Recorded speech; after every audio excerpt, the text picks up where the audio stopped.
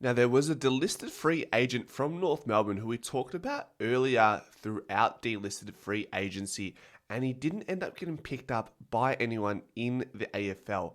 And I'm talking about Curtis Taylor from North Melbourne, a 24-year-old medium-sized forward/winger who is now signed for Collingwood's VFL side. It's interesting because there was a lot of talks around his name with other clubs, but in the end, he doesn't get picked up and doesn't get even looked at for the preseason supplementary period where clubs might fill in their final list spots. So interesting to see the way that panned out. And I do want to shout out a channel subscriber in Robert Ruddy, the cousin of Curtis Taylor.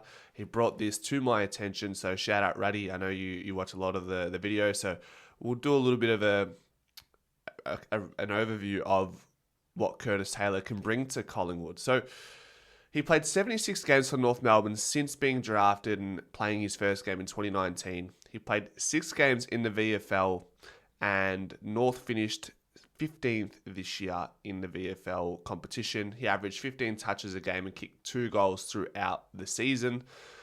We've seen a steady decline in Curtis's performances at AFL level. Even VFL last year in 2023, he had 20 touches a game in the VFL. So I'm not sure if that was because of a role change or drop in confidence, but to see your game decline at AFL level and also at VFL level, it's not going to do you wonders when you're trying to justify your position on the main list. Curtis Taylor peaked in 2022, played 22 games for North's AFL side, averaged 16 touches a game and kicked 9 goals. From there, he averaged 15 touches and then 10 touches at AFL level in 2024. He's probably a victim of an abundance at North Melbourne, and I know that's ironic when talking about such a side that's been poor for so many years.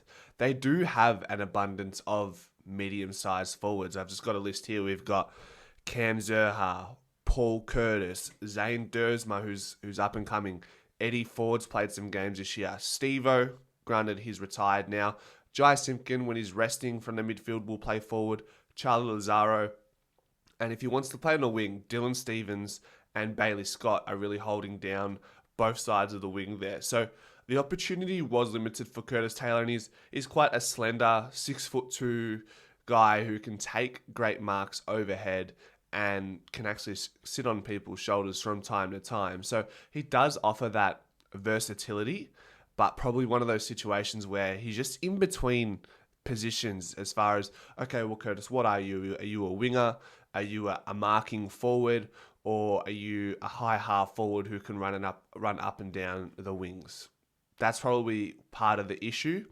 When I hear about Curtis's name with North Melbourne supporters, people say the same thing. It's just unfortunate circumstances and probably just isn't a master of a certain trade. I think this is one of those Ned Long situations where Ned Long, for those who don't know, was delisted by Hawthorn.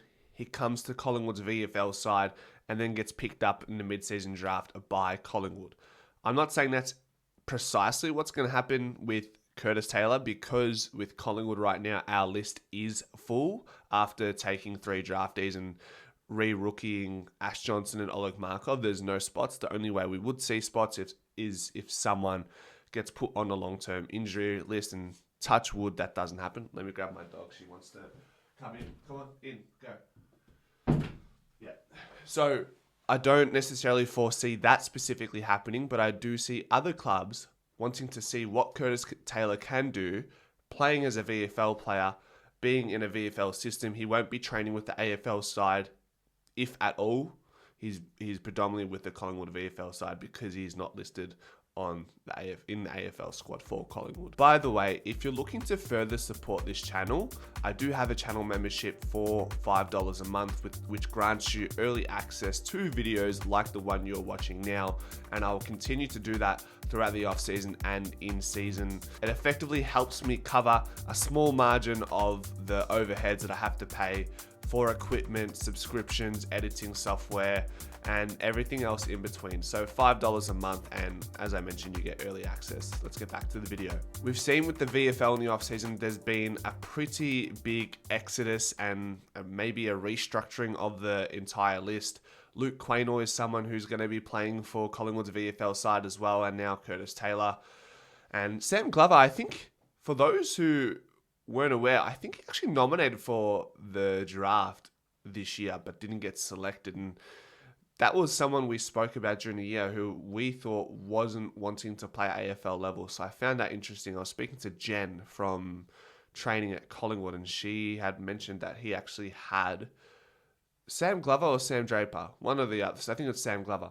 And he actually did nominate for this draft, which I found interesting. So he's the skipper for the Collingwood VFL side, a really good intercepting backman, and really looked like a player we could have used at AFL level. I know the step up from VFL to AFL was massive, but that was just something that was interesting to know. But I'm going to make more of an effort to cover the VFL in 2025, whether it's going to games and looking at some of the up-and-coming players, potential players like Luke Quaynor and Curtis Taylor, who could potentially wear the black and white at AFL level at some point over the next couple of years. So I'm looking forward to doing that, and maybe even covering draft prospects who specifically might find their way to Collingwood, like McGuan. But more generally speaking, I'll probably look to do that in the off-season, cover the draft more comprehensively, as I'm starting to develop a passion for looking into these young prospective athletes. Do I have anything else for you? Not really. This is what it is. So Curtis Taylor comes to Collingwood VFL, and I'm sure he's looking for a way to find himself back at AFL level. Go Pies.